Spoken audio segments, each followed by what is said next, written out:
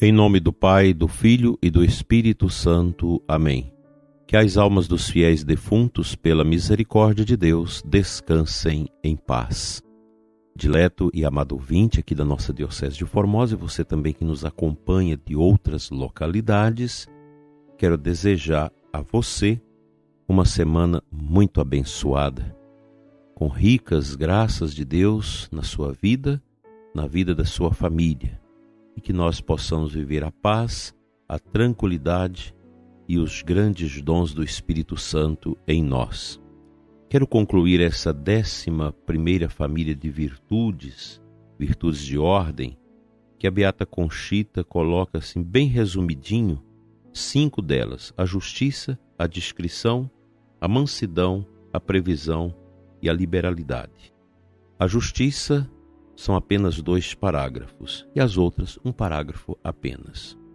A justiça, diz Jesus a ela, é uma virtude quase inexistente no mundo. Por isso os males e o pecado inundam a terra e os espíritos. Não há justiça onde não há humildade, com todo o séquito de virtudes que a acompanham. Não há justiça onde não estou eu, porque eu sou a própria justiça. A alma que me possui tem em si a justiça, ainda que oculta por baixo da capa da humildade. A virtude da justiça é a mais difícil para o homem, o que mais frequentemente desatende. Bem-aventurados que têm fome e sede de justiça, porque estes têm fome e sede de mim mesmo, e só eu serei sua recompensa. A virtude da justiça é muito grande, é um atributo divino, mas o mundo não a entende nem a conhece na prática. Quem anseia por justiça e tem fome de mim, está purificado, é puro, porque o Espírito Santo está com ele. Por isso, esta virtude divina é grande e preciosa. A justiça é amável e cheia de paz, muito espiritual e santa. Sempre enche as almas puras. Tem muitos graus e muitas feições, mas em todas elas é formosa e resplandecente, e ilumina com os raios da minha divina luz. Se a tivessem, apaixonar-se-ia por ela. Então esse texto é muito importante, e nós cristãos católicos que queremos ganhar a eternidade, precisamos ter a justiça como base da nossa ação, a defesa do pobre, a defesa do simples, dar o direito àqueles que têm o direito, defender a vida desde a sua concepção até o seu declínio final. Quantas pessoas que vêm dizer uma cara grande para a gente: eu não tenho mais importância com questão de aborto. É o que a gente está escutando aí nos meios católicos, ministro da comunhão, catequista, que por causa de política agora aceita o aborto. Isso é injustiça, matar o inocente e tantas outras coisas. Nós precisamos ter uma responsabilidade, que a vida humana, ela merece o cuidado desde a concepção até o final. Uma outra virtude no livro da ordem é a discrição. A discrição é uma virtude muito formosa, indispensável à vida espiritual. É filha da prudência, possui-na muito poucas almas. É inseparável da sua mãe. É adquirida no trato com Deus e na prática das virtudes. Seu rosto mais belo resplandece no oculto da humanidade, num toque finíssimo com que toca os espíritos, sem que estes a sintam nem a conheçam, tamanha é a sua suavidade. Reflete em seu seio o Espírito Santo, com o qual constantemente se comunica, recebendo dele a luz e a graça, tanto para a alma que a possui, como para as outras mais. Essa preciosa virtude é uma joia muito rara. A discrição inclui também, prezado ouvinte, a questão do sigilo, do respeito. Nós temos muitos pecados contra esta virtude da discrição. daquela parcimônia que nós devemos ter em relação a tantas e tantas realidades, que não convém que a gente fale, que a gente se reserve. Uma outra virtude de ordem é a mansidão. Nosso Senhor fala uma frase para a Beata Conchita sobre a mansidão, dizendo: ela é filha da retidão e do dom do Espírito Santo. Essa virtude é indispensável na vida humana sobre a terra. É muito rica em frutos para a alma. Como nós precisamos da mansidão. E Nosso Senhor diz: bem-aventurados os mansos, porque possuirão a terra. A mansidão. A gente vive um tempo em que vem crescendo ao longo desses últimos anos essa angústia, essa agressividade das pessoas. As pessoas perderam a mansidão, que é um dom maravilhoso, indispensável para a nossa tranquilidade com os outros, com o próximo. Uma outra virtude, a previsão. É uma virtude muito bela, nascida da prudência. Consiste em prever as coisas com antecedência, retirando com discrição todo eventual impedimento para a sua execução. Uma alma clarividente é uma joia de muito valor, mas deve ter uma previsão que provém da prudência e da retidão, porque é um outro tipo de previsão que é má. Veja-se entre os vícios a imprevisão e a previsão infame. Aqui é muito importante, pois a sabedoria que unge a virtude da prudência produz também essa previsão. A alma boa prevê aquilo que pode ser evitado com a prudência, com a discrição. Embora a alma ruim, ela é capaz de fazer previsões de coisas que vão dar lucro para si, que vão de encontro com o bem das pessoas.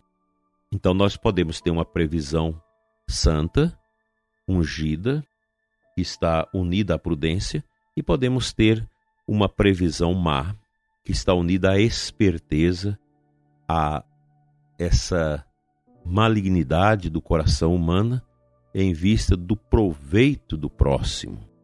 Então a previsão, ela está nessa sabedoria que brota da prudência, em que você prevê que é preciso criar atalhos para que as coisas não desandem lá na frente.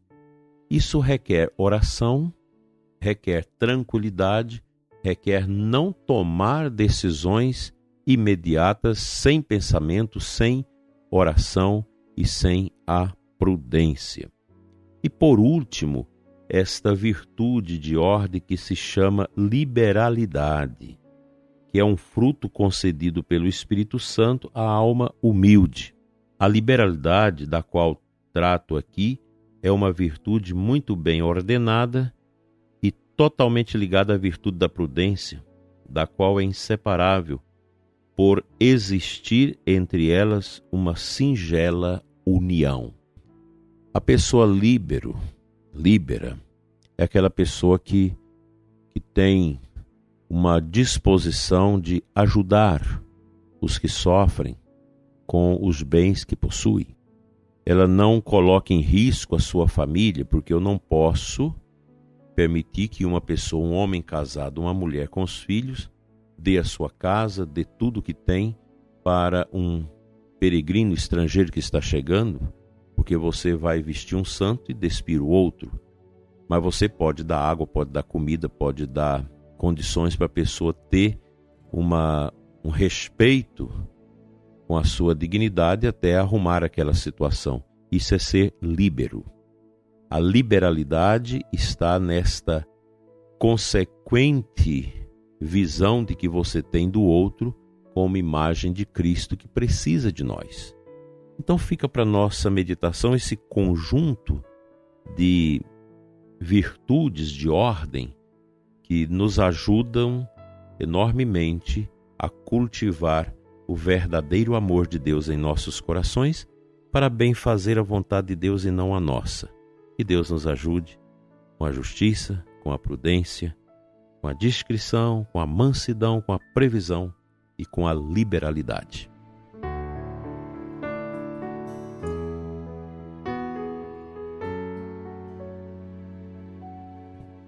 Eu quero partilhar com você os versículos 19 e 20 do capítulo 2 de Gálatas, que é a antífona de entrada da missa de hoje, que estará no Santo Missal.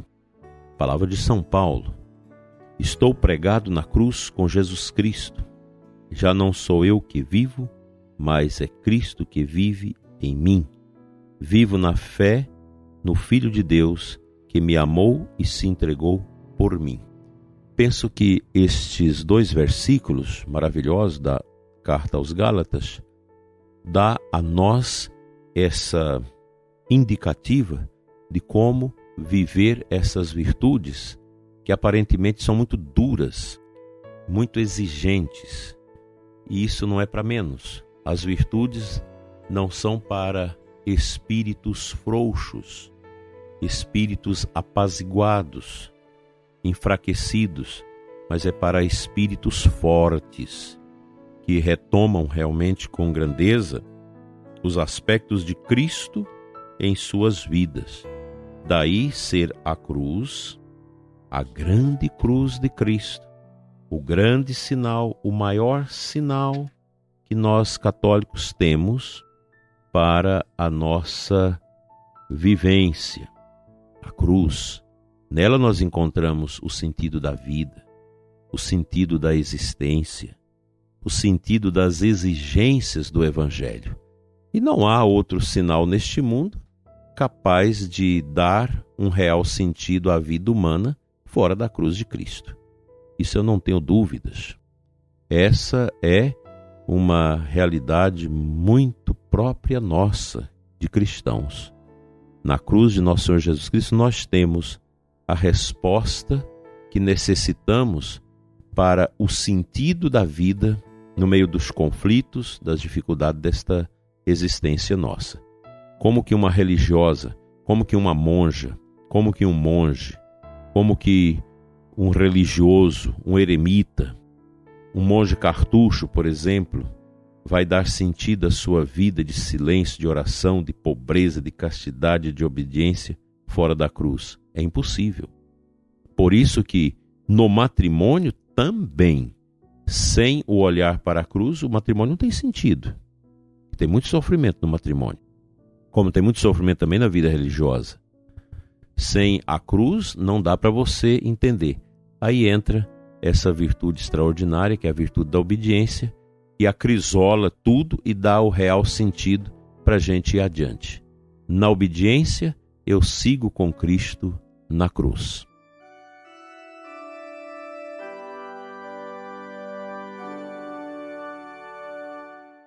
Pai Santo, Deus de amor, Deus de bondade, nós te adoramos nesta manhã abençoada e te pedimos, Senhor, fica conosco e nos dê essa graça especial do Espírito Santo para praticarmos as virtudes de ordem.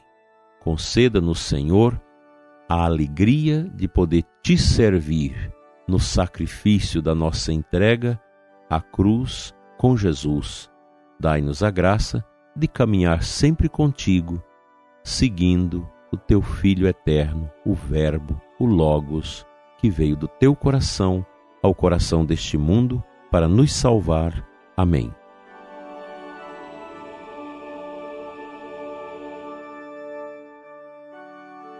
Pela intercessão de Santo Inácio de Antioquia, bispo e mártir, cuja memória hoje celebramos, seja abençoada a sua vida e sua família, em nome do Pai, do Filho e do Espírito Santo. Amém. Fique na paz.